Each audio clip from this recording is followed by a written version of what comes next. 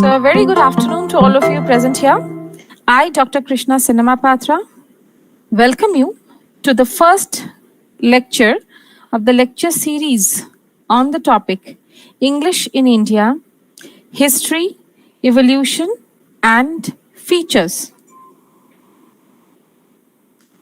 I can see Ankush. So, hello, Ankush, and whoever is online. So, here is my details on the screen.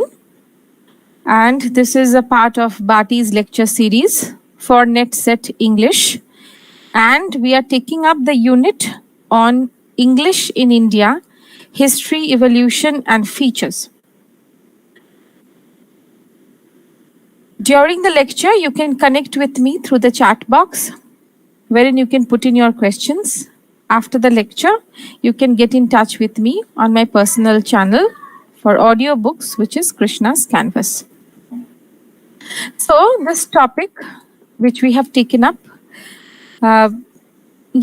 so this is related to our own country and how English originated, or how was the birth of English here? What happened that it led to the kind of institutionalization of English, how it progressed, and the further progress which happened in this particular country with respect to English. So again, I'll just have to change this internet connectivity. It's not moving to the next slide. Just a minute.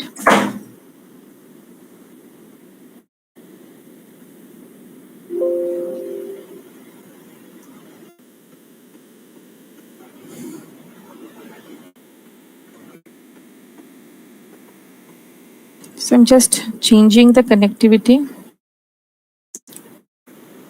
so that we can go ahead with the lecture.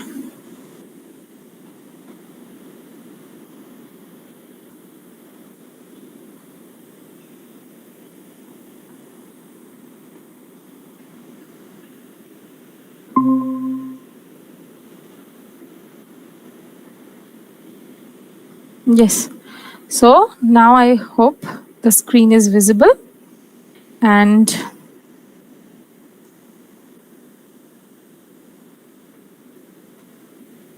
we will move on to the next slide. So we will start with the very inception of the idea of English in India. How did it start? Yes, Phoenix Academy, I can say good afternoon. Yes. It's because all of us are aware that it is the Britishers, it is colonization, it is the impact of the West in India which brought about the influence of English in the context of India, and that slowly resulted in the birth of literature in English in India, or Indian English literature, right? So, on December 31, 1600, Queen Elizabeth I granted a charter to a few merchants in London, giving them the monopoly of trading with India. And this is how the East India Company came to establish its commerce and trade with this country, that is India. The Portuguese traders were already here, and it was their language that was used initially. So this was a kind of patois or jumble of Portuguese and Indian words. In fact, some of these words have entered the Hindi lexicon. How? Like achar, ananas, ispat, istri, godam, tola, mistro. So these words, they got into the use in Hindi as a result of influence of Portuguese language. So Portuguese commanded a dominant position which was gradually displaced by the English language. So as British trade and political power increased, English began to gain ground in India. The advent or the start or the initiation of English, as we can see, is closely related to European quest for the fabulous riches of the East. As Marlowe's Dr. Faustus says, I'll make them fly to India for gold, ransack the ocean for the Orient pearl. So the word Orient is important. So very basically, what we could understand is that it is because of the kind of invasion of uh, the English, or rather the influence of the English in India, that slowly the kind of influence of the English language in the language system of India was felt. Earlier it was the Portuguese, and slowly what happened, it became the influence of English which could be felt. So it was initially for the sake of, so it was for business, it was for gold and Orient pearl that the English came to India. So for trading, in order to get these things. So the East India Company's charter was renewed in 1773, and the 43rd section of the Charter Act of 1813 sanctioned a sum of not less than 1 lakh of rupees annually to be applied to the revival and improvement of literature and encouragement of the learned native. So, due to the various changes in the Charter Acts and the different kind of laws which were made, and ideas which were kind of given, that slowly the influence or the need of educating the people who were of belonging to that native land was felt. So the question that comes up after reading the statement is whether it was improvement of the native literature, or was it to be English literature. So in what way did they want, they in the sense the Britishers, the monarch, the crown of England, want to change the or bring about education in the natives? That is the question. So, ideally, the question is how they wanted to make them learned. And what can come to our mind is that, was it to be with the use of English? Was it for the growth of English literature? And how would the native be considered learned? So, if you remember our lectures on literary theory and literary criticism, wherein we have discussed about the idea of discourse, we have discussed about the idea of how truth is formed, and how whatever we say, we term somebody as learned, that is not an absolute term, right? So what would be the parameters for judging somebody as learned? And hence the question was whether it was in relation to how much English that person knew. So by the acquisition of Western education, or by studying the native branches of knowledge. So native branches of knowledge in the sense the languages which were already existing in that particular country, because they had different kind of colonies. So the original language of that colony. So if somebody would be learned with the that particular language which was there in the colony, then would he be called as learned, or that person had to learn English language in order to be termed as somebody who is learned? So this ambivalence, this confusion, this kind of balance, this kind of questioning in the British designs gave rise to what is known as the Anglicist Orientalist debate. So Anglicist and Orientalist debate. What is the debate? What would be the parameter for judging somebody as knowledgeable? Will it be that person's knowledge in relation to that native branches of knowledge, or it will be related to acquisition of Western education? And the very first work which actually brings in the idea of introduction of English in the education system of India, that it is Macaulay's Minute. So in his famous Minute, published in 1935, Macaulay outlined the basic reason underlying the introduction of Western education. So he outlined the basic reason which was underlying the introduction of Western education.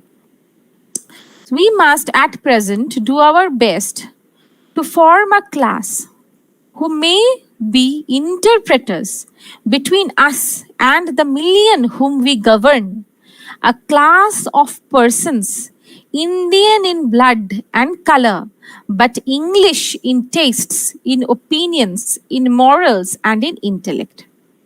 So, this expression, this line in quotation is very important. You should pay attention to this.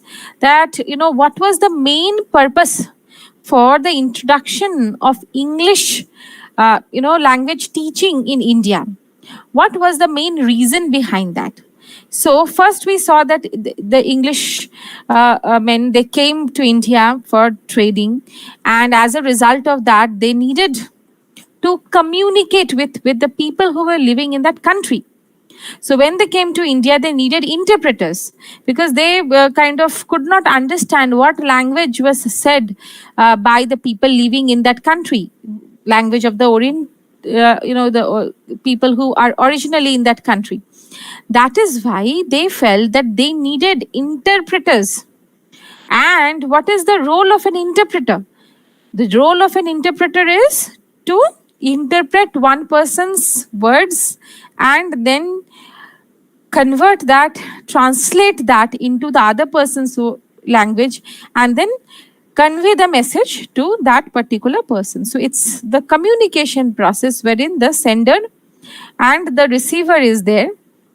However, when the sender doesn't know any particular language and is speaking in one language which the reader does not know, so if the message of the sender is encoded with a language which the reader, the sender and the receiver doesn't know anything about it, then the receiver cannot decode what the sender is trying to say. And in response, the receiver cannot send back a feedback to the sender. So this kind of process will not be possible if the language which is being used to communicate is not known by both the parties. And it was not the case. So during the time when English came to India for trade and for commerce, that time the Indians were not aware of this language, and this resulted in a lot of problem. That is why they felt that there needs to be somebody here who is the interpreter, right? The interpreter here will do what? The interpreter here will know the language of the sender and will also know the language of the receiver. So somebody of the Indian origin who will be conversant about the the ideas of what the receiver is trying to say, can translate that and put it to the ears of the sender. Again, that interpreter can actually understand what the sender is trying to say and decode that and put it back to the receiver. So a give and take of thoughts, a give and take of the ideas and the commerce will be possible when this model would be constructed. The model of creating interpreters between us, wherein us will be the Britishers, be representing the Britishers, and the receivers as the Indians. And who would be these interpreters? These interpreters would be Indians already who know the indigenous language, but they would be empowered with another language, the language which the Britishers were speaking, and that language is the language of English, right? So this is how, because of necessity, the idea of educating Indians with English language originated. So between us and the million whom we govern in the sense the people of that colony which they were governing, a class of persons, Indian in blood and color, but English in tastes, in opinions, in morals, and in intellect. Now, these words are very important because they actually created people who would be thinking So class of persons Indian in blood and color, they would be Indian in blood and in color. But they would be English in taste. They would be English in opinion. They would be English in their morals and in their intellect. So many of you must have watched this movie RRR, which was released a few months back. Right. So there you have seen these kind of characters where Britishers had created these characters who were actually made to believe that they were working for the Britishers and hence they have to think about the good of the Britishers. Right. So with this taste, with this idea in mind, and with the introduction of Minute of Macaulay, who outlined the basic reason underlying the introduction of Western education. And Western education, the main emphasis was in teaching them a language which would help the Indians, specific selected category Indians, become the interpreters. And in order to do this, the presidency colleges were set up in Calcutta, Madras, and Bombay.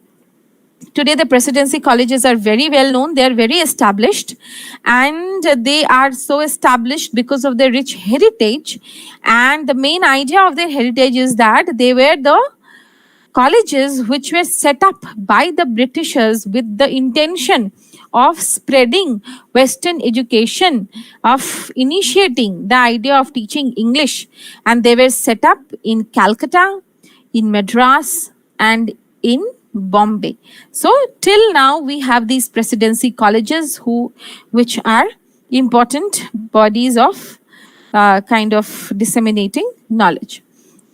In Calcutta, the Hindu College. So earlier there was this college which is Hindu College, founded in 1817, which was renamed as the Presidency College, by which name it is famous to this day. So in Calcutta, the Hindu College, founded in 1817, was renamed as the Presidency College, and it is still there in Kolkata. So if you go to Kolkata, visit Kolkata, you will see that there is this white building of Presidency College there with the colonial structures properly in place, which reminds you of the colonial connection of that particular college. And so will be the case with Madras and Bombay.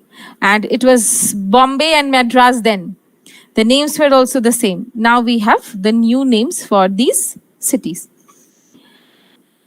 Now, after Macaulay's, so you have to take note of these important historical, events which have happened and which have designed the idea of English in India, because you can get questions from these particular specific spots. So, first important aspect was that it was Macaulay's Minutes which introduced the Western education in India. So this is the first thing which you have to take note of. Then comes the next, which is Wood's Educational Dispatch of 1854. So this happened after Wood's Educational Dispatch of 1854, drafted by Sir Charles Wood, President of the Select Committee of the British House of Commons. So, Wood's Educational Dispatch of 1854, drafted by Sir Charles Wood.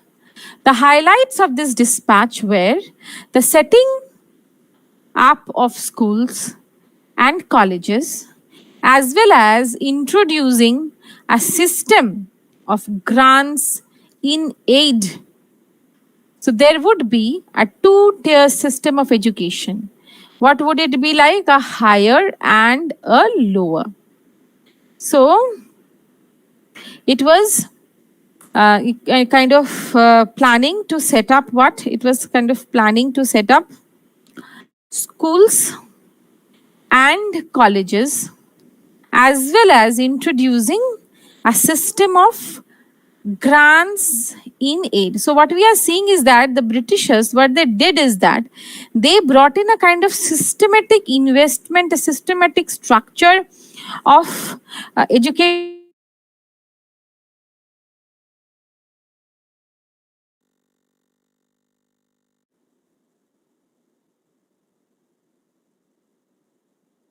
in India during that time.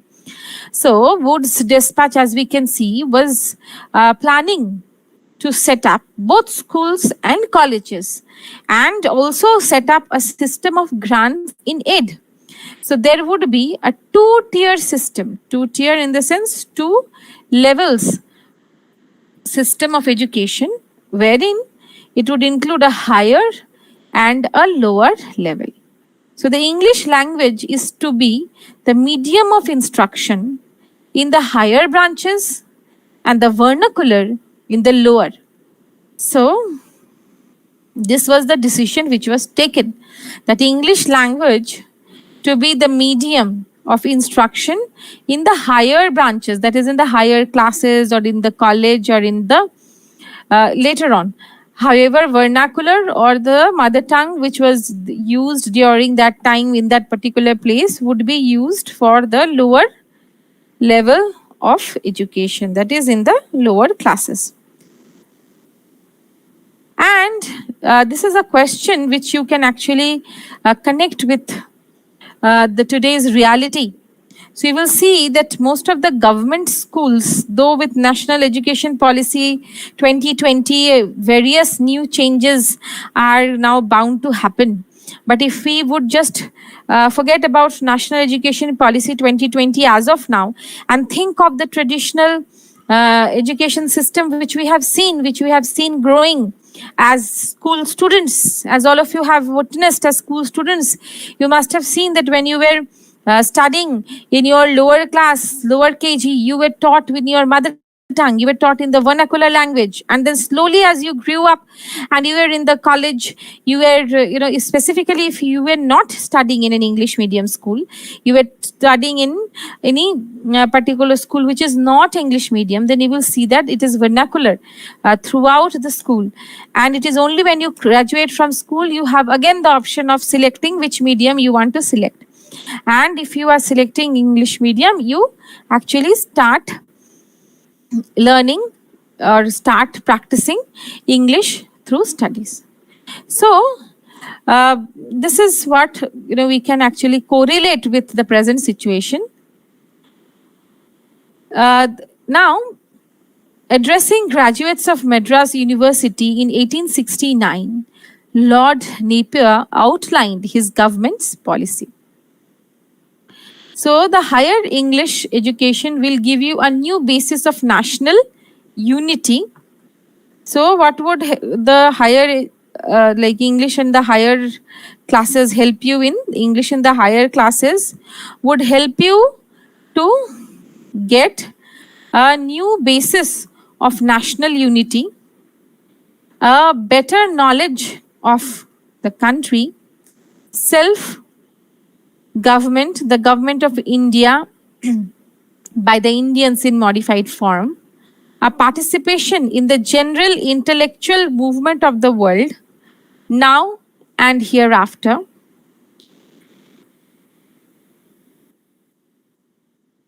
And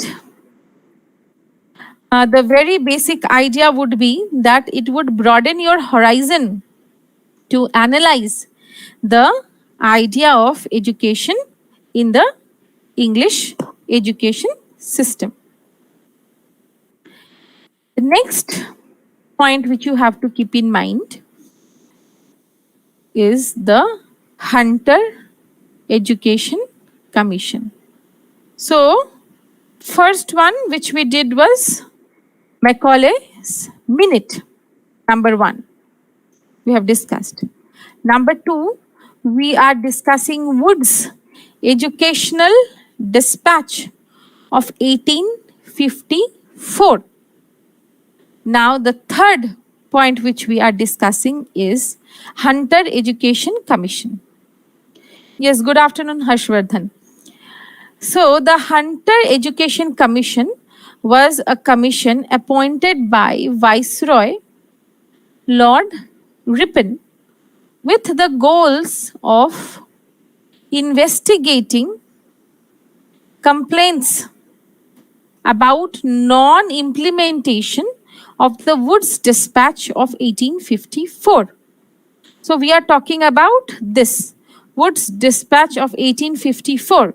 So after the Woods Dispatch was done in 1854, later on this commission, that is Hunter Education Commission, was formed, was in the, with the idea that you would be now investigating what were the reasons for non-implementation. That is why the ideas of Wood's Dispatch were not implemented, wherein we saw that main idea of Wood's Dispatch was that higher streams would be in English and the higher classes, the lower classes would be in vernacular language.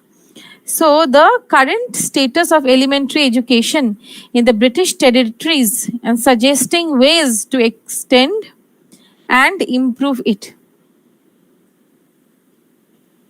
The report of this commission, led by Sir William Wilson Hunter, was submitted in 1882. So the report, which was formed based on the study which was also led actually by Sir William Wilson Hunter, under whose or after whose name we have the Hunter Education Commission. It was submitted in 1882. So, in 1882, the government appointed a commission. So, in 1882,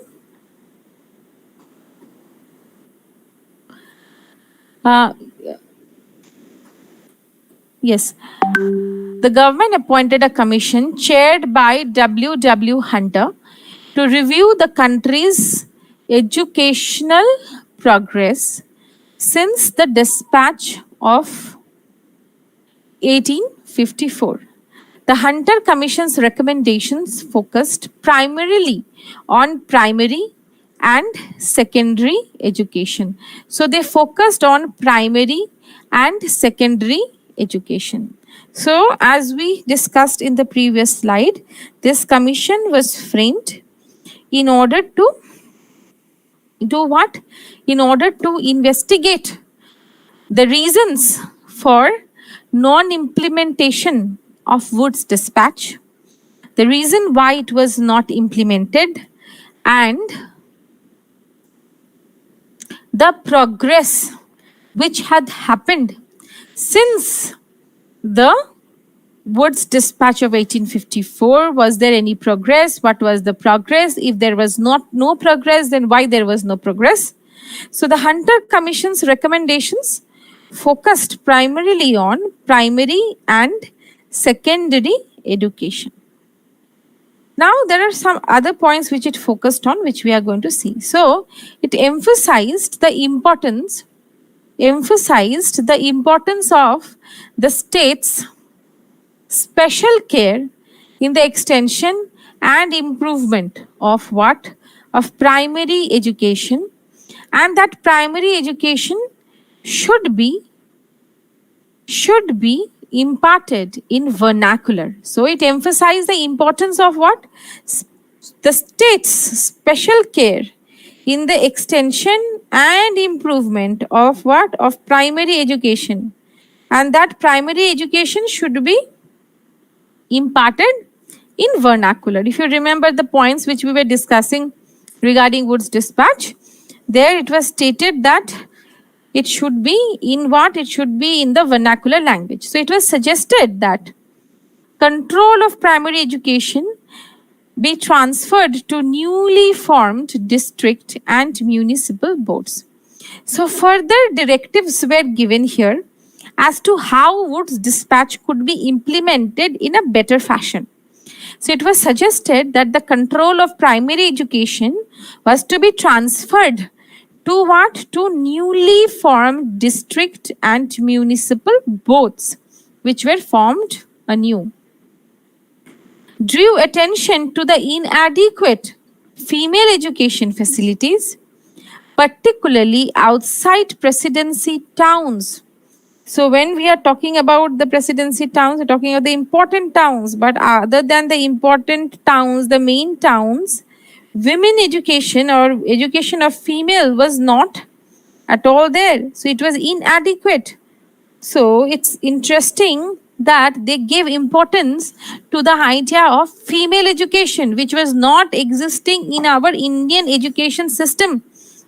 The Varna culture, wherein women and the most downtrodden, the kind of subalterns of the subalterns, rather the people who belonged to the lowest caste, they were not given the right of education. However, we see that Hunter Commission is paying attention to the effect of education and how female members of the different towns, specifically the towns which were not advanced, the towns which were not in the focus, how those women were kept outside the ambit of education.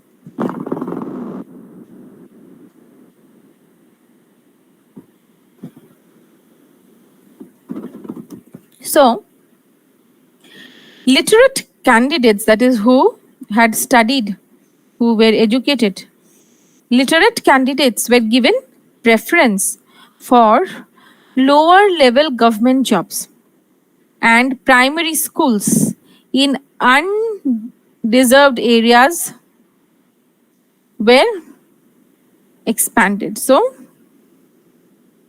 the government jobs were given to the literal candidates. They were given jobs in primary schools, in the areas which were not in light. Those areas were given importance and education was expanded in different parts.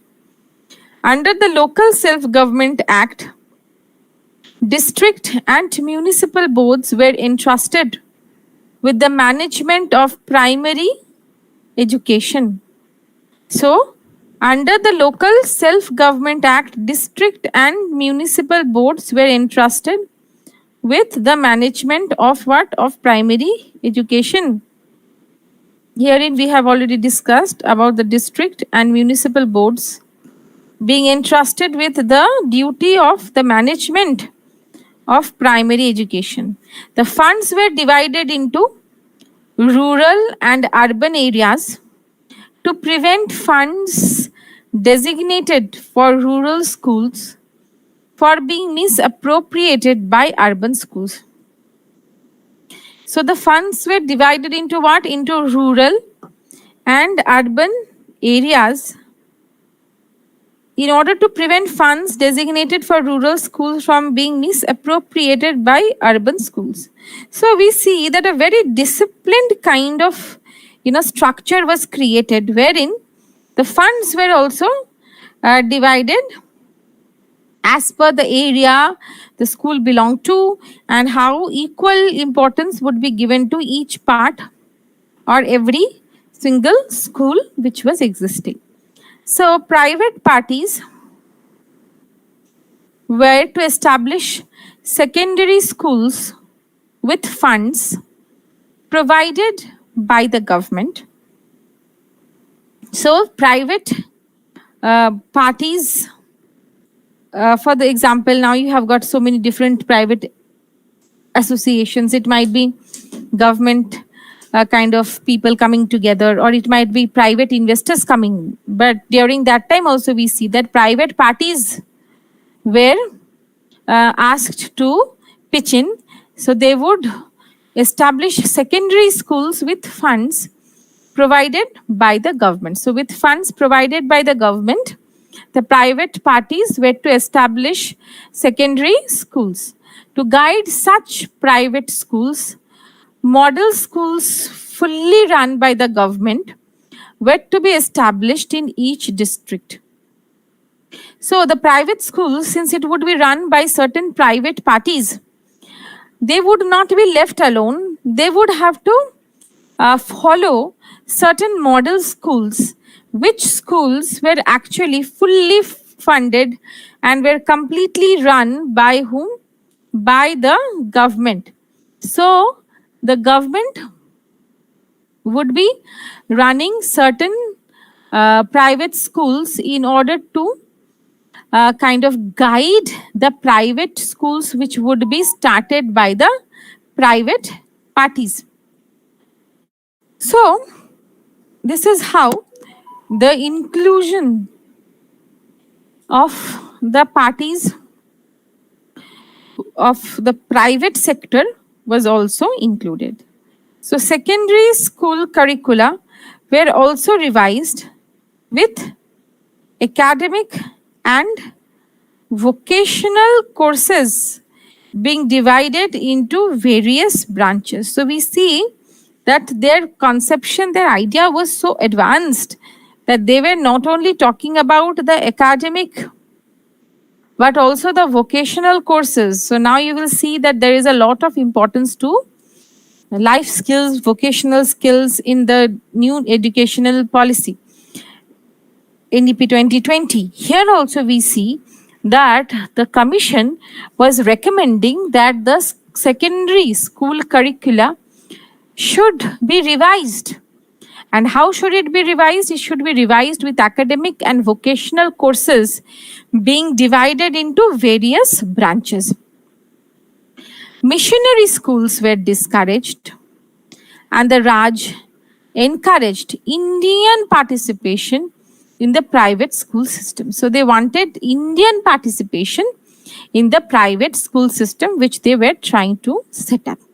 Special attention was supposed to be paid to the advancement of girls and women's education. And this is really very, very interesting how this commission was talking about women's education, which was not existing during that time to that extent, which they actually identified, and they wanted to rectify that.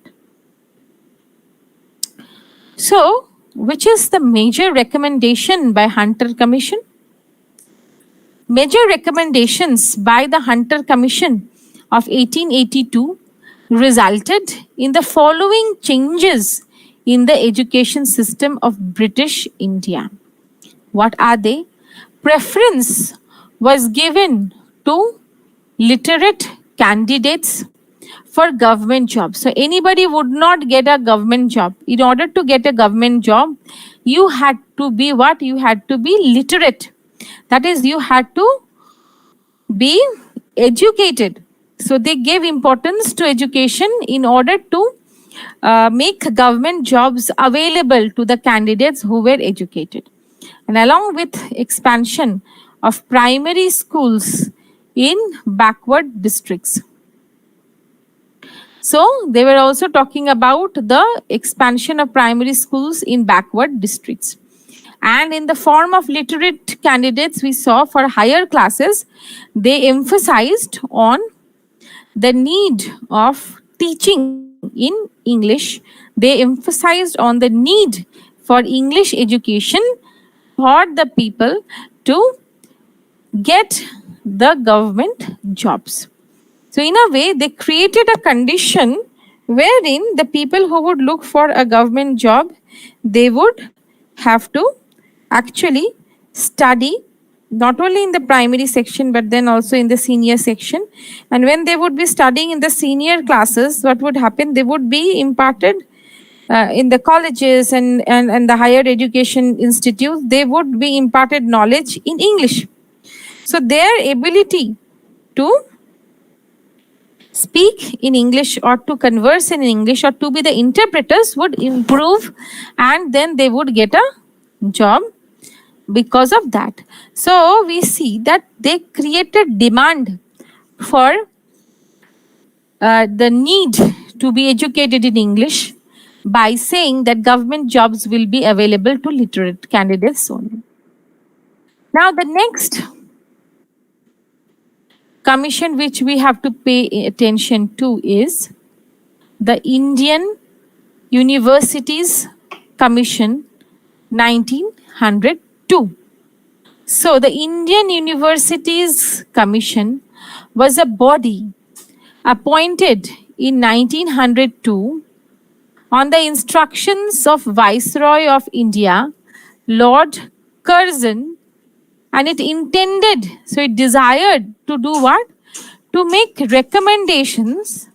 What kind of recommendations? Recommendations for reforms in university education in India.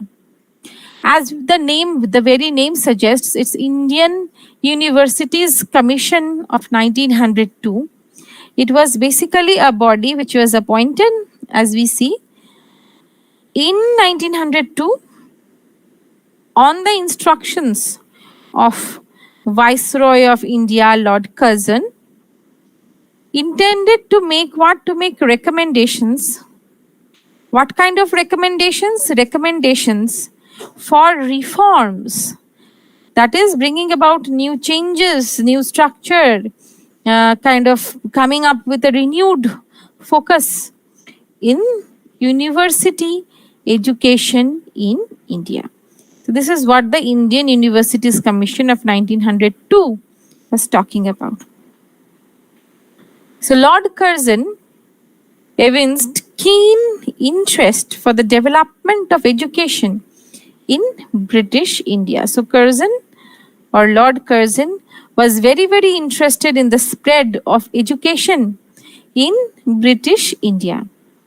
Soon after his arrival as Viceroy, he convened, that is, he called for one educational conference at Shimla in 1901. So there was one conference which was called for, and it was an educational conference, and it was held at Shimla in the year 1901. Soon after he arrived as the Viceroy, he called for this conference.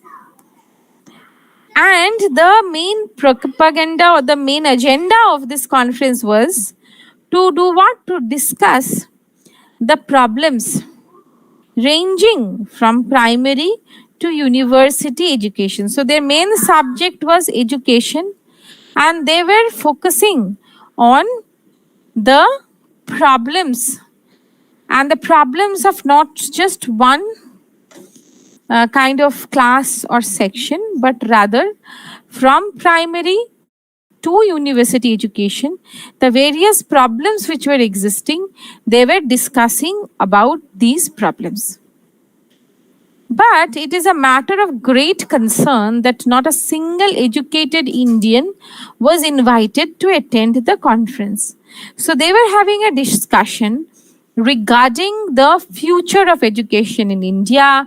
They were discussing about the problems ranging from, problems in different areas like primary to university education. But it is a matter of great concern that not a single educated Indian was invited to attend the conference. So this is something which is kind of, will irk you a little, will make you question that why so. However, at his instance, a university commission was appointed on January 27, 1902. So a university commission was appointed on January 27, 1902. And this the University or Indian Universities Commission of 1902. The purpose of this commission was formulated as follows. So what was the purpose of this particular commission? It was to inquire into the conditions and prospects of the universities. So, inquire into the conditions and prospects of the universities established in British India, to consider and report upon any proposals which have been or may be made for improving their constitution and working, and to recommend to the Government General in Council such measures as may tend to elevate the standard of university teaching. So, the Governor General in Council was taking up measures as may tend to elevate the standard of university teaching and to promote the advancement of learning. So they were thinking of promoting the advancement of learning. So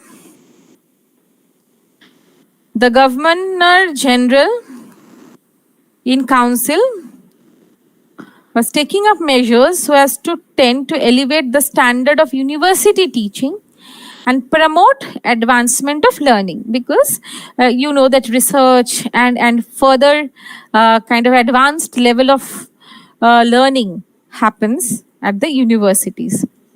So it was most unfortunate that, like Shimla Conference, Lord Curzon did not include any Indian representative in this commission. So the commission didn't include any Indian representative, just like the conference which was held in Shimla. However, the decisions were taken in order to uplift the present condition of Indian universities, in order to bring about better condition of, kind of Indian education system in the upcoming days or in the upcoming years. By this attitude, the sentiments of the Indians were grievously hurt.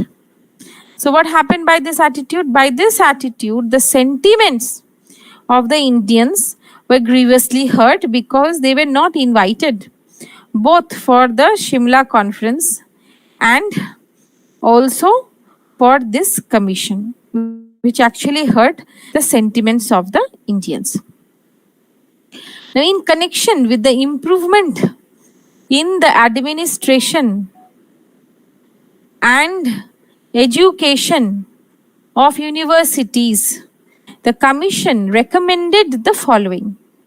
So the commission recommended a few things which were to be followed in order to bring about better future for the education system in India. And what were they talking about it? And it was focused on the administration and the education system of the universities in India. The first one was reorganization of the administration. Number 2, systematic supervision of the affiliated colleges, means the colleges which are affiliated to that university. For example, you talk about the college which I teach in, like Neswaria College of Commerce, it is affiliated to Savitribai Phule Pune University. Similarly, the colleges which you have studied in have been affiliated to any particular central university, and the commission is talking about systematic supervision of these colleges to check whether everything is fine in these colleges. So this was one significant thing. Then imposition of more well-defined conditions of affiliation. So imposition of what? Imposition of more well-defined conditions of affiliation. So what kind of, well-defined conditions can be there for providing affiliations to colleges? Substantial changes in curricula and the methods of examination. So there were substantial, that is, quite significant changes were made in the curricula and in the methods of what? In the methods of examination. Now, though some of the recommendations were implemented, even then there was much dissatisfaction in the field of higher education. So some of the recommendations were implemented, but even then there was much dissatisfaction in the field of higher education. While there was greater demand than before for higher education, what increased? The demand for higher education increased. It was increasingly realized that the desired results were not achieved. So what was not achieved? There was a greater demand than before for higher education. It was increasingly realized that the desired results were not achieved. So whatever they had intended to do, those ideas, those results were not achieved. Though large number of students was passing the university examination, yet the standards were low. There was much unemployment and naturally a feeling of frustration. So we see that the implementation of it was not that much effective. Now also you will see that the other day only, there are different bodies who are actually grading the universities, and you have got university ranking being published in the newspaper now and then, in order to mark the kind of standard of education which is provided by those universities, right?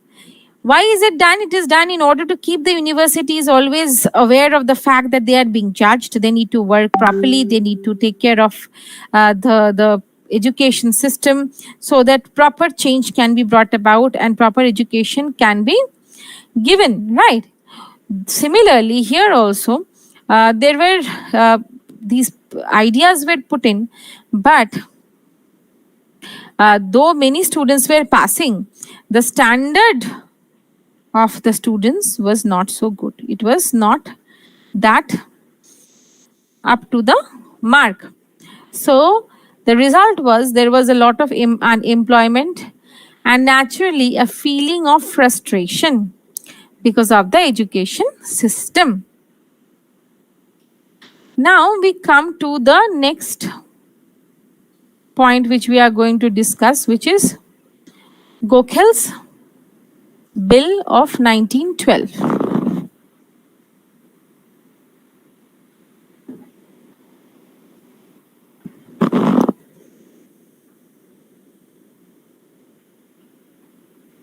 So Gokhale was aware of the intention of the government, and in order to kind of bring about a change in the education system, he made various attempts, and in further to the previous attempts, he made a specific, very significant attempt which we are going to discuss to draw the attention of the people of India as well as in England towards the condition of education. So, on 16th March of 1911, Gokhale presented a bill in the Legislative Council to make a stronger fight against the government. So Gokhale presented a bill in the Legislative Council to make a stronger fight against the government. The bill, however, was more liberal and humble than the resolutions placed before, and the main objective of the bill was to make primary education free and compulsory in a phased manner. So the main intention of the bill was to spread the cause of education further. And the main objective of the bill was to make what? To make primary education free.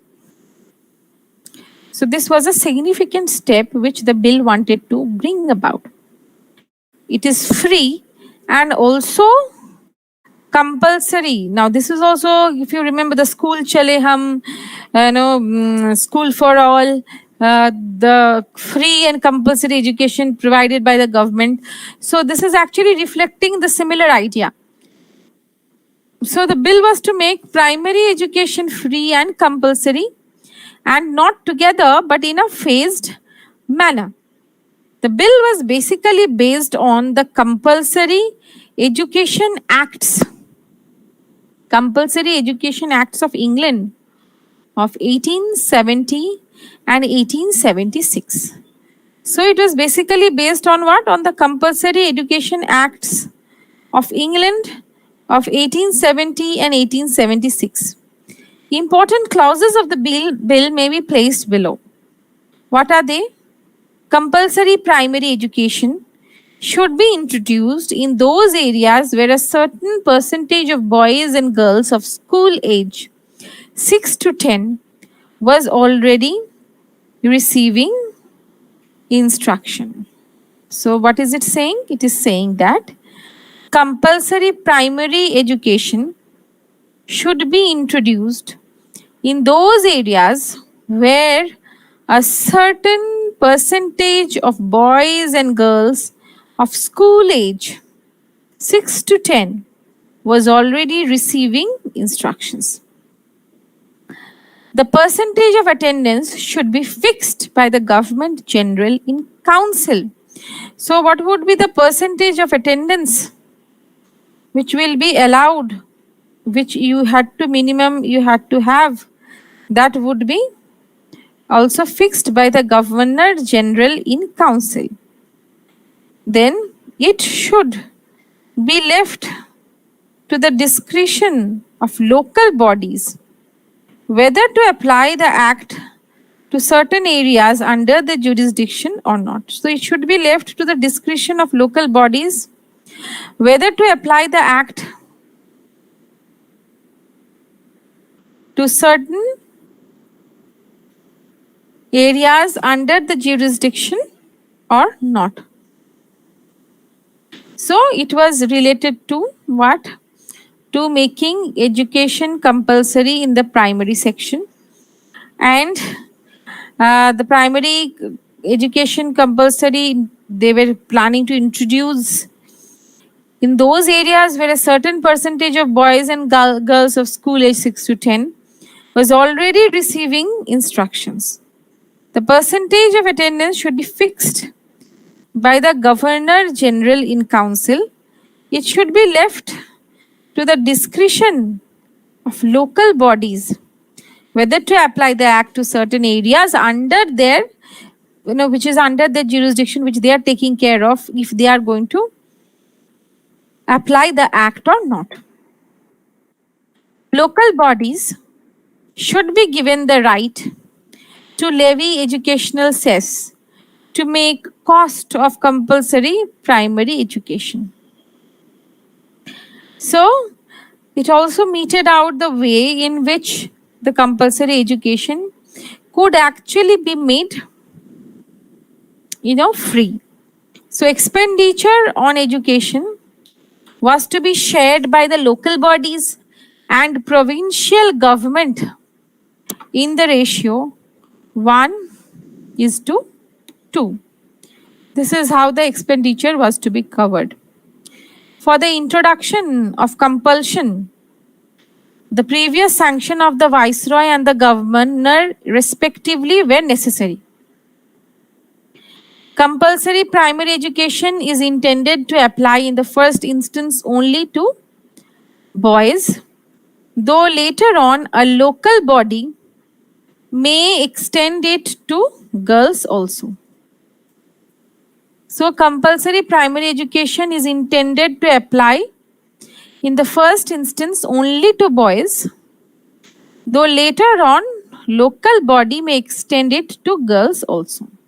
So first they were giving preference to the boys and later on it would be extended to the girls.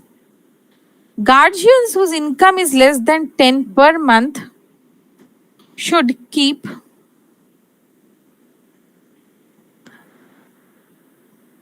or should not be asked to pay any fee for their wards.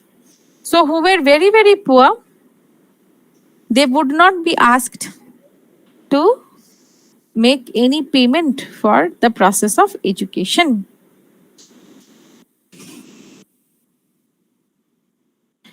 So this Gokhal's bill of 1911 was referred to a select committee of 15 members for examination. The bill was also sent to the state governments, the universities, so state governments, the universities, and local education authorities for inviting opinion on it. So the bill was referred to a select committee of 15 members for examination, and the bill was also sent to the state governments, the universities, and local education authorities for inviting opinion on it.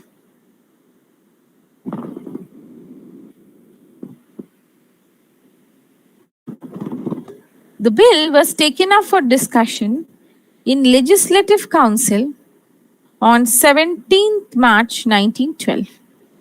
The bill was debated for 2 days, March 18th and 1912.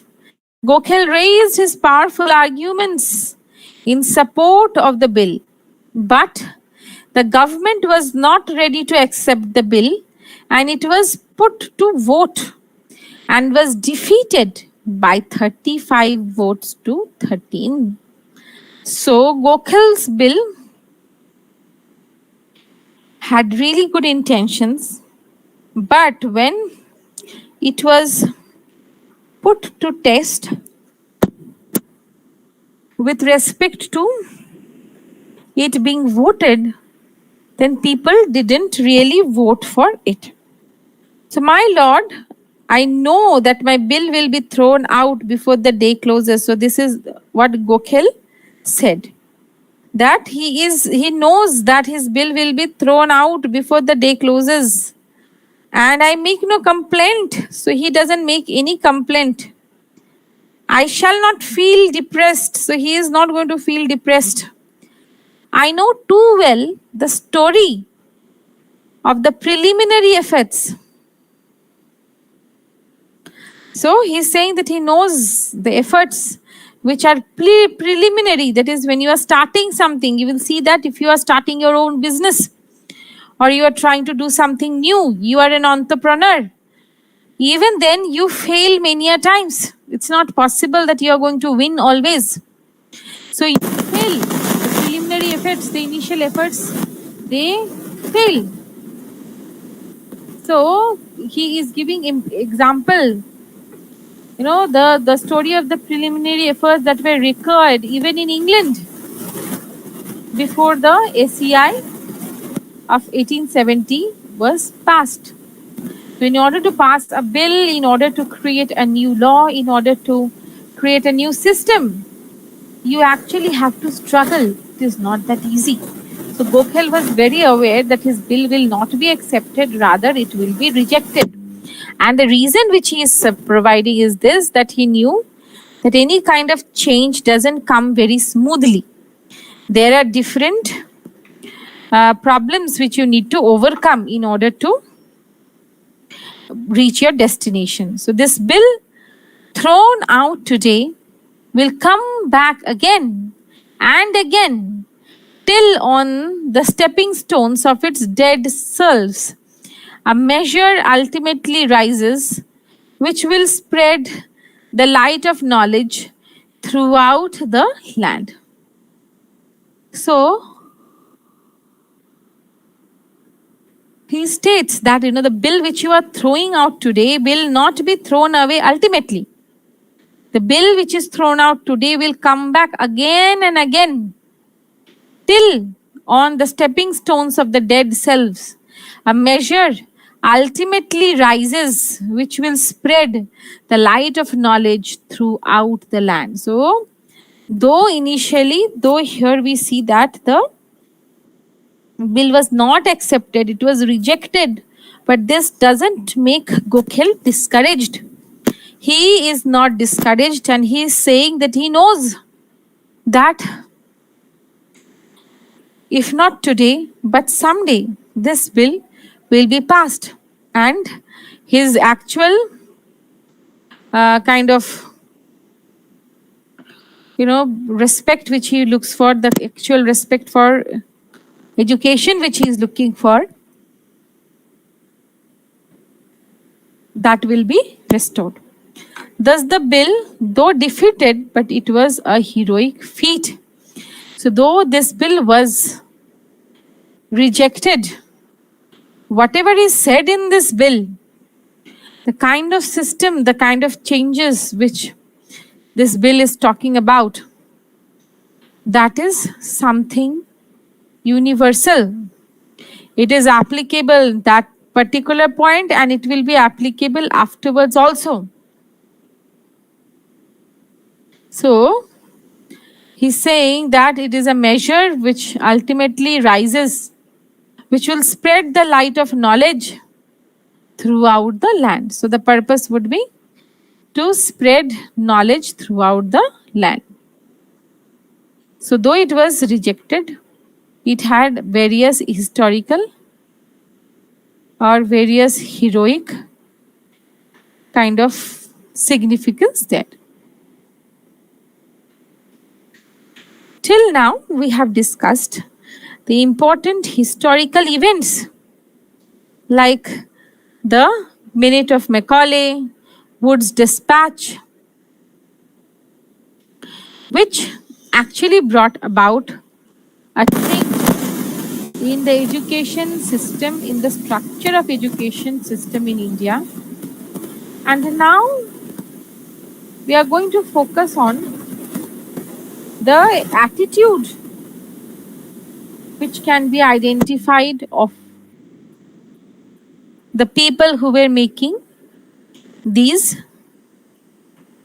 kind of changes, were bringing in these changes and were making these announcements. So the status of English we are going to discuss according to Macaulay. So stamp of authority. So English came to bear a stamp of authority in the 1830s, the period in which British could flaunt their influence and define on their authority the parameters suitable for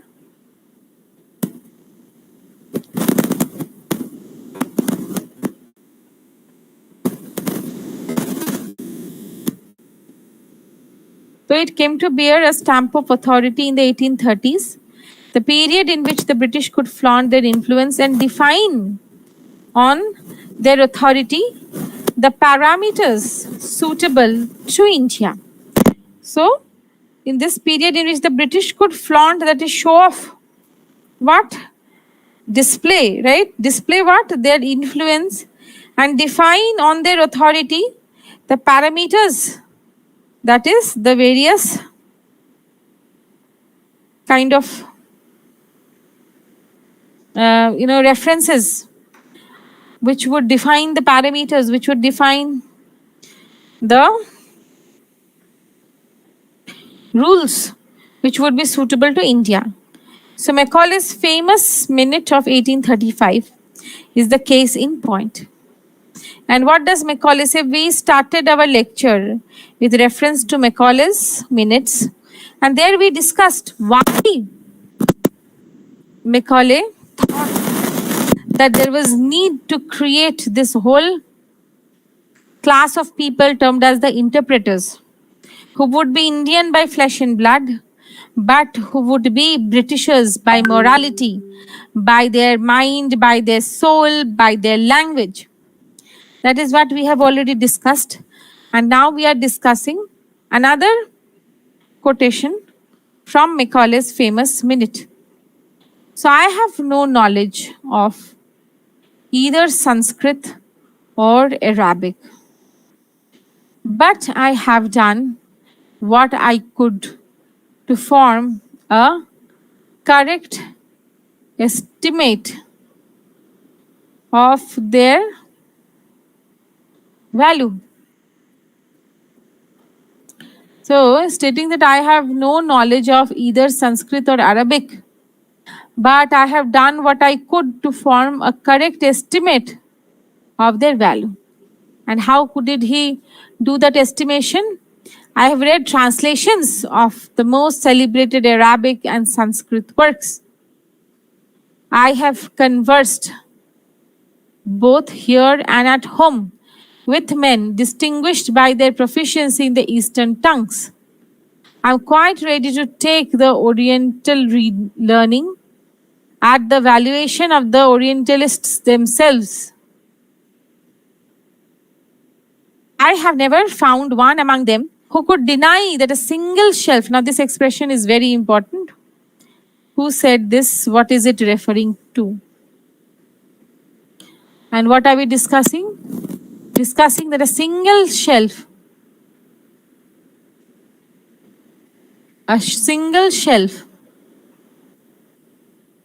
of a good European library was worth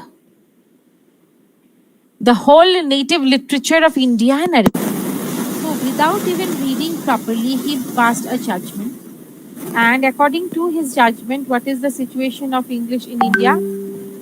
Stating that a single shelf of a good European library, so a shelf where there will be only a few books, that was worth, or that was worthy of what was the worth of the whole native literature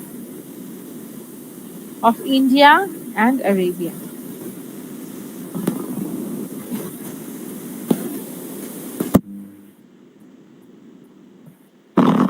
And this is a very interesting quotation, a very interesting comment which is made, which is that a single shelf of a good European library was worth the whole native literature of India and Arabia, wherein the stamp of authority, the stamp of superiority, the feeling of superiority comes in. Even now, when you go to a village and you speak in English very fluently, what happens is that people feel that you do not belong to that group. They feel that you have a sense of authority. They feel that you are kind of self-obsessed with yourself and you are speaking or practicing English very fluently. Then also, as Macaulay is stating, that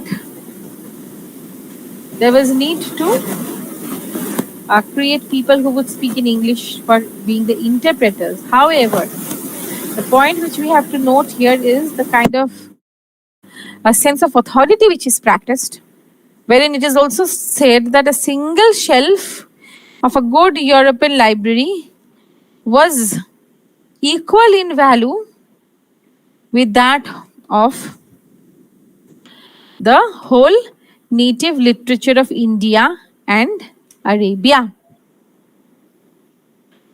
Next, we are going to study his views to see what kind of attitude was there in his writing. So there is a short or a sort of rhetoric in the tone, and Macaulay seems to understand the absurdity of not knowing and yet being able to form a correct estimate.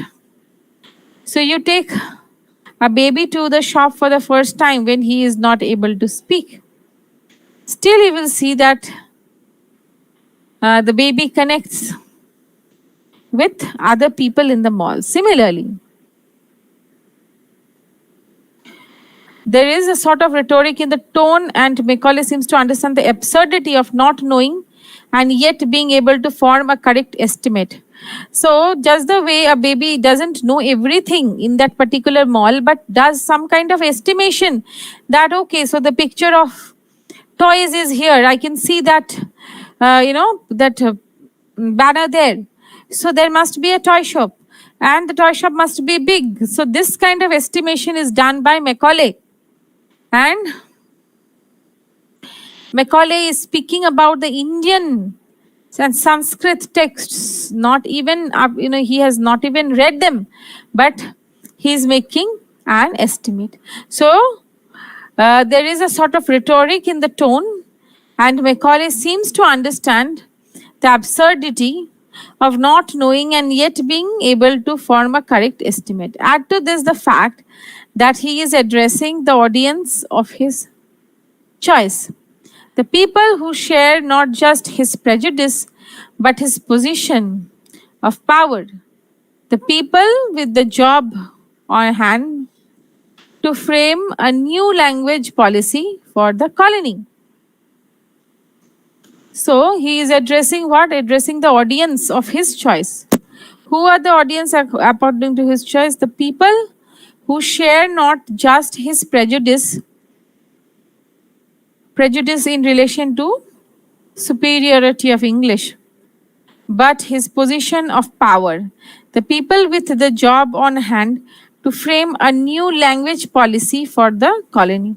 So they were thinking of making a new language policy for the colony. Here the word Orientalist signifies scholars who assiduously examine a specific phenomenon, the results of which they make available to the larger community of scholars for further study and reference.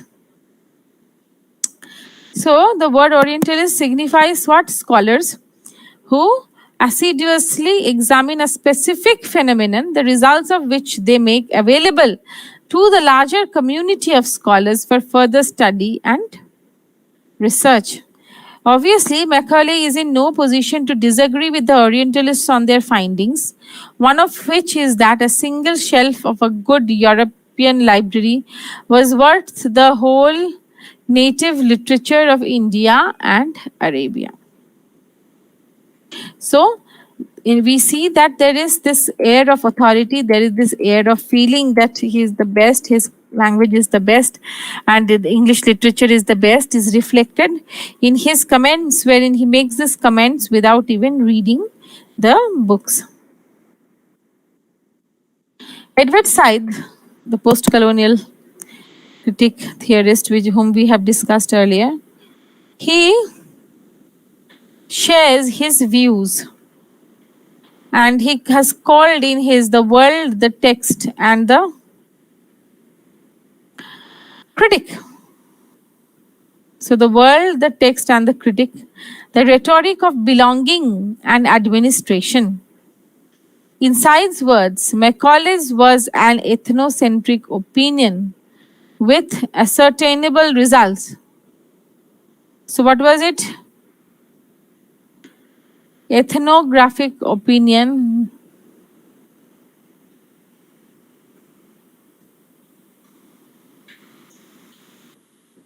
He was speaking from a position of power where he could translate his opinions into the decisions to make an entire subcontinent of what? An entire subcontinent of natives who would submit to studying in a language and not knowing theirs or their own. So they would be studying in a language not their own. This in fact is what happened. In turn, this validated the culture to itself by providing a precedent and a case by which superiority and power are lodged both in a rhetoric of belonging or being at home, so to speak, and in a rhetoric of administration, the two being interchangeable. So, discourse, as we know, is decided or comes across through the mouth of the people in power. So, Macaulay was speaking from a position of power where he could translate his opinions into the decision to make an entire subcontinent of the natives submit to studying in a language not their own. This, in fact, is what happened. And in turn, this validated the culture to itself by providing a precedent and a case by which superiority and power are lodged both in a rhetoric of belonging or being at home, so to speak, and in a rhetoric of administration, the two became interchangeable. To him, celebrated Arabic and Sanskrit works do not contain what he calls Oriental learning. So, according to him, the Arabic and Sanskrit celebrated works, they do not contain what he calls Oriental learning. The European Orientalists, particularly those in the 19th century, looked for knowledge and study, the field of investigation in which new findings led to further knowledge of trends in natural and social life.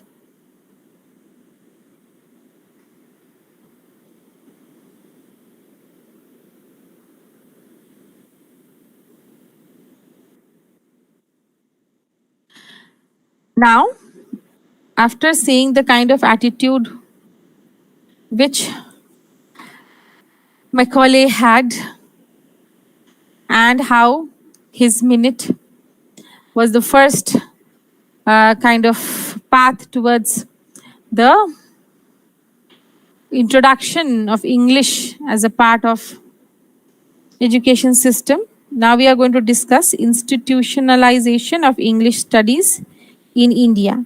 And we are going to discuss it in phases. We are discussing the phase 1 first. So, institutionalization of English studies in India. By the beginning of the 19th century, Indian economy had become potentially, if not actually, subservient to British interests. So by the beginning of the 19th century, what happened?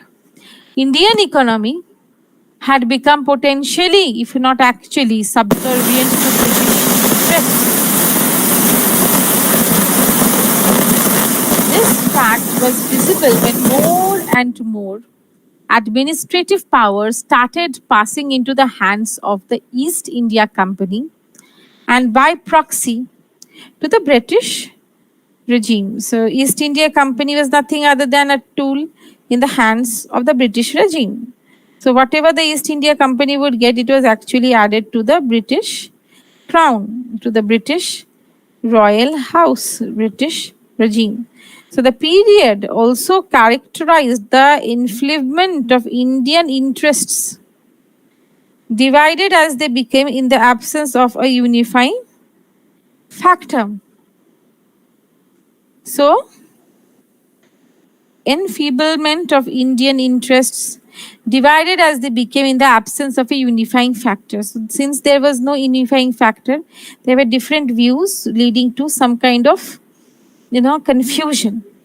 On their side, the British asked, in the glory of their resurgent economy back home and victory over Napoleon in the second decade of the 19th century.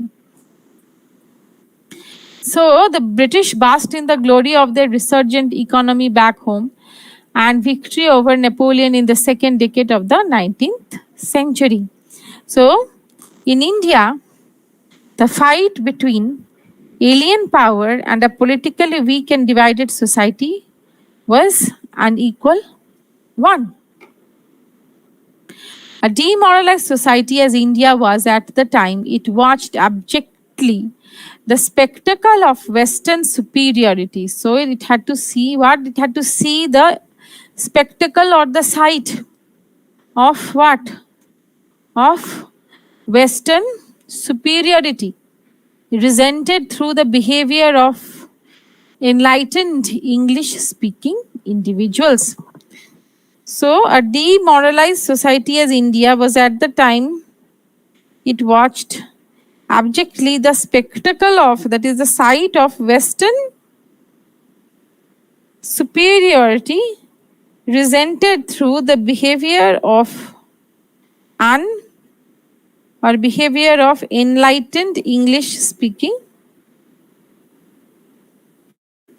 individuals. We also know that historically speaking, India had yet a long way to go towards the modernity. So, historically, India had yet a long way to go towards modernity and that it was indeed stuck in orthodoxy. So it was actually stuck in orthodoxy.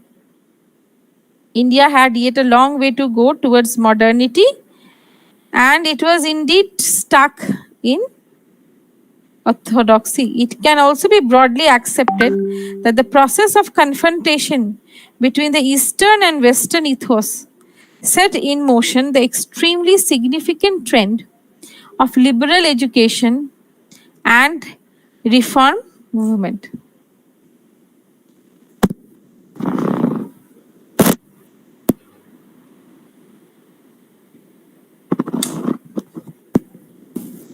So it can be broadly accepted that the process of confrontation between the Eastern and Western ethos set in motion the extremely significant trend of liberal education and reform movements in our country.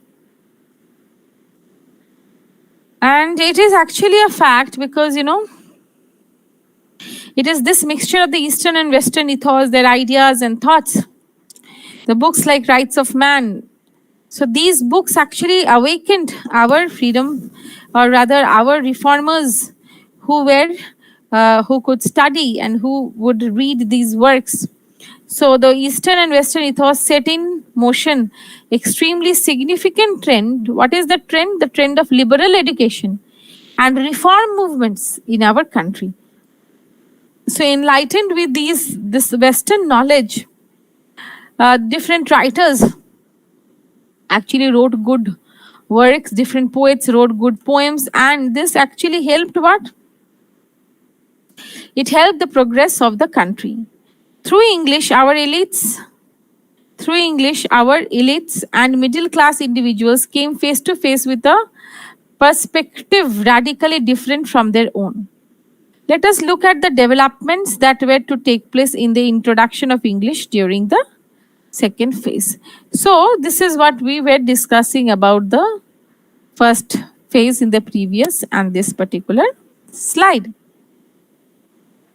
Now we are going to see what kind of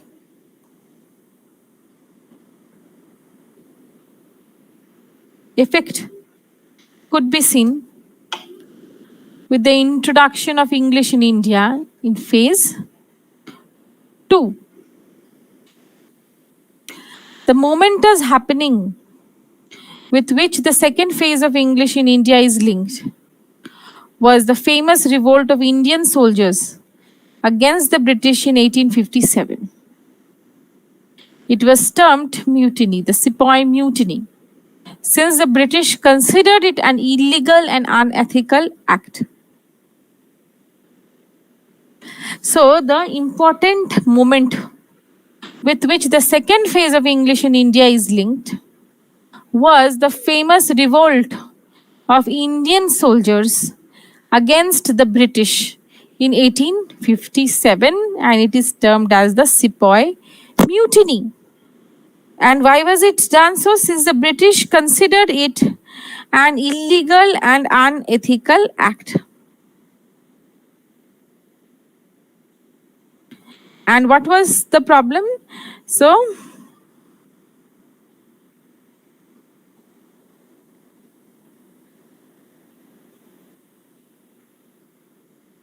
the momentous happening was the revolt happening in 1857, which is the revolt of the Sepoy Mutiny. From the Indian point of view, it was an expression of discontent and anger against a power in the presence of whom the country felt helpless. So, from the Indian point of view, it was an expression of discontent and anger against a power in the presence of whom the country felt helpless. Without going into the causes of the revolt, we can relate this event to the antagonism, that is the feeling of the anti-feeling, which developed between a strong force in occupation and a country ridden with insurmountable problems of poverty and backwardness. Be that as it may, the British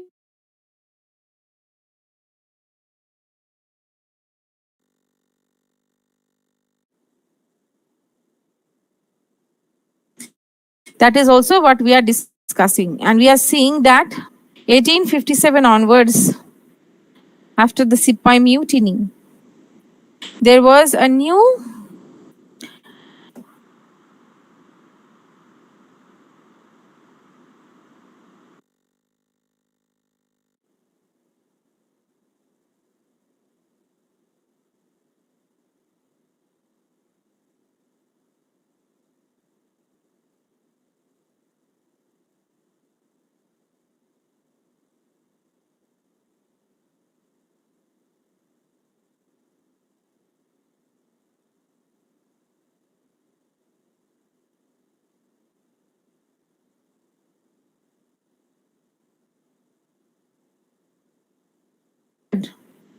because if you think of our time, we will see that many a times what happens is that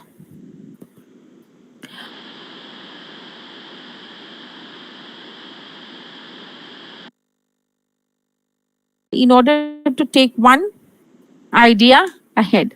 So earlier, the spread of English was in one form, and then after 1857, they adopted new strategies.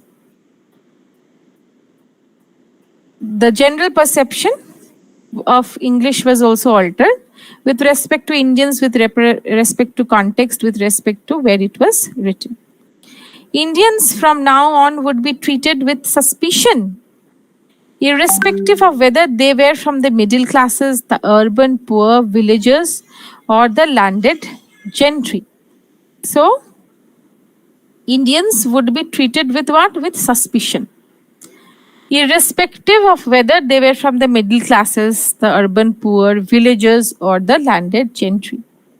The term mutiny, with its wide ideological ramifications, covered all aspects of British behavior.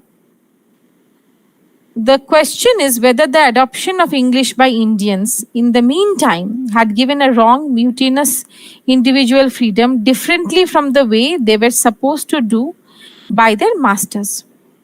The reformist acts undertaken by the regime earlier may have also unleashed trends in India that drew inspiration from the spirit to critique orthodoxy. So, critiquing orthodoxy, critiquing things which were already existing, critiquing the already existing realities. So, these things kind of were explained. Now, with pioneers such as Ram Mohan Roy active in the realm of reform and change earlier in the century, various communities in India forged ahead of others and threw up visionaries who would work with all their might to transform the environment at a later date. Some of the communities took interest in education and aimed at ushering in the era of modernity. So, any kind of change, if we want to bring in, you will see that there will be some people who will be supporting it, some people who will not be supporting it.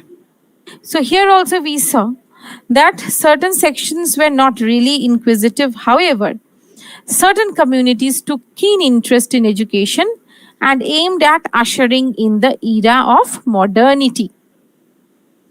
The second phase was specially productive in the area of literature, unlike the previous one that had inspired only thinkers and reformers. So, in the first phase, it was mainly of the thinkers and reformers, but in the second phase, literature also got importance. And the reason is not very difficult. With the increase in the knowledge of English, a large number of creative minds began to look at their counterparts in England as their role models and sought to emulate their examples, that is, follow or imitate their example. One, so as we go ahead, we will be discussing this further.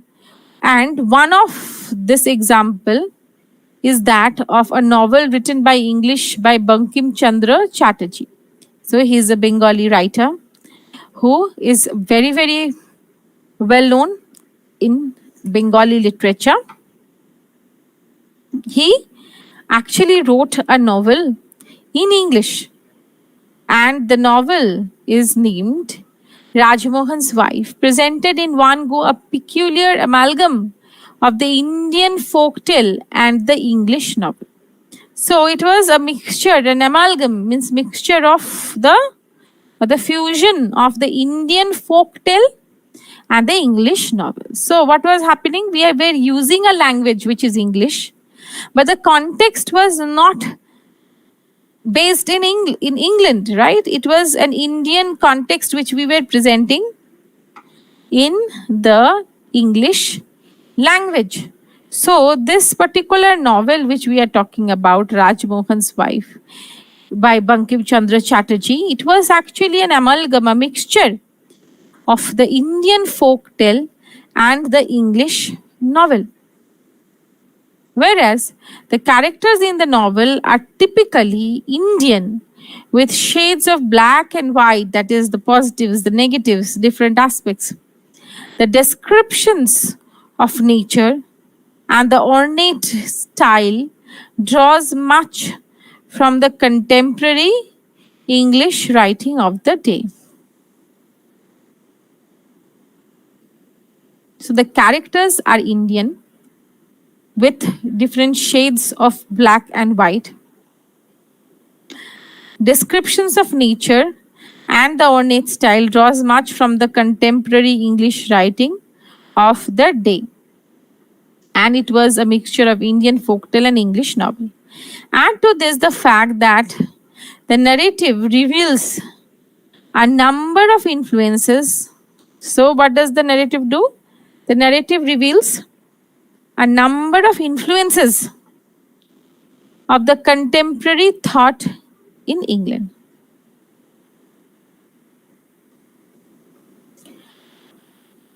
Through this point, the emergence of a phenomenon in which the Indian art forms had an interface with the European ones was felt. When we are saying the latter, we are talking about the European, help the Indian. That is, the Europeans helped the Indian mind to wrestle free from the highly stylized and moralistic renderings of myths in the Indian writing. However, this phase unhappily caused the marginalization of those Indian forms that struggled to represent new experiences, dichotomies, and disharmonies in Indian life. It certainly took the middle class minds away from some of the best trends emerging in Indian language literatures. The Urdu ghazal of the day, for instance, remained largely confined to the urban elites, people belonging to very good or very rich family, not finding its way to the experimenting and innovating youths of the educated middle classes. So we are talking about the fusion which was happening. So radicals would harness the same ghazals, however, as in the case of Fez, at a later stage to create political awareness among the freedom-loving Indians across the country.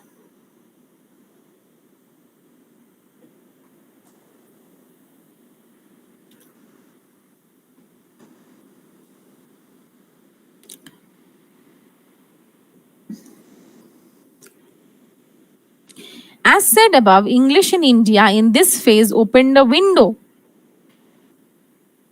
A window to what? To Western learning, and made available to the emergent middle class a number of perspectives, many of them radical and modern. So Indian education system, which was very much confined to its own literary history, got a gateway to the Western world through the Western education system. It was as if a window was opened to Western learnings, and it made available the emergent, that is the emerging middle class, a number of perspectives, and many of these perspectives were radical and modern. So if you read, what influenced Mahatma Phule, what influenced Dr. Babasaheb Ambedkar, how they became the social revolutionaries which they are, who influenced our, or rather changed and transformed and brought about a complete transformation in our education system, in our societal system, you will see that they have actually accepted the influence of the Western education system. They've accepted books like, Rights of Man, influence of, the idea of feminism, the idea of economics, and various other ideas which were prevalent in the West during that time. Now, with the influence of English in India, a window was opened, and this window was open to Western learning. So, at the same time, it also put on the periphery, that is on the sideline, those languages and dialects that had been forged by ordinary people struggling to evolve their own idioms and devices to articulate their specific experiences. So the languages, local dialects which were around, they were sidelined. It also clearly made hierarchies that put English on a pedestal and assigned an inferior position to things Indian. The harm caused by English is perceivable at the sociological level where things occur subtly. Now, if we talk about the National Education Policy of 2020, you will see they have tried to change this perspective and have tried to bring in the idea of focusing on the indigenous languages and shift the focus from English. They are considering the idea of bringing in vernacular language system for students in school level and teaching main subjects through the indigenous language, keeping aside English. So this is a kind of National Education Policy 2020 as a reaction to the kind of status which is given to English. However, we are discussing this phase of English in India. So English in this phase also worked to detriment of Indian writing, where the genuine emotions of the masses could be expressed in a forthright manner. So, in Indian writing, where the genuine emotions of the masses could be expressed in the forthright manner. So, this is one concern. Now, with a minuscule minority in India capable of receiving information or knowledge through English, the appeal of the foreign tongue remained limited in our environment. The damage was particularly in the case of youths who felt drawn to English, little realizing that the language chosen by them restricted not just the appeal of their writing, but also the scope of the issues and themes they choose to represent in their writing. So, the youths who fell prey to this kind of fashion, the fashion of, drawn to English, they didn't realize that the language chosen by them restricted not only the appeal of their writing, but also the scope of the issues and themes they chose to represent in their writing. Because if you actually want to translate the Indian ethos, Indian ideas, certain Indian words into English, you will not get those exact similar translations. This is where the translators, and if you read the translation theories, you will see that this idea kind of comes up, wherein people get stuck, translators get stuck as to what would be the actual word for translation of that ethos. So the youth who came under this kind of influence, they had to face this problem. Now, we have discussed the second phase of introduction of English, and then we will be moving on to phase 3. And the phase 3, or the third phase of evolution of English in India, which means the impact of English, or impact English had in the Indian life, and the way it was itself being shaped in its role by the happenings of the period, reflects a sharp sense of the events unfolding in India in recent history.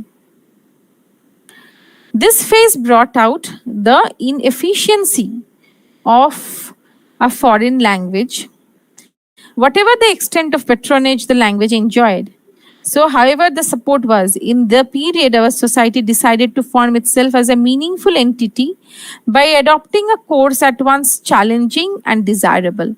Now, in spite of being diverse in scope and interests, our society came to recognize around this time what could be termed seeds of commonness.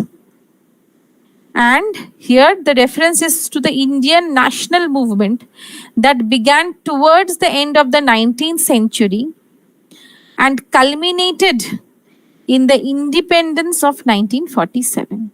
So the period of the national movement is referred to, and what role English was playing there, and how English was inefficient in bringing about certain ethos and ideas, since it was a foreign language, was discussed.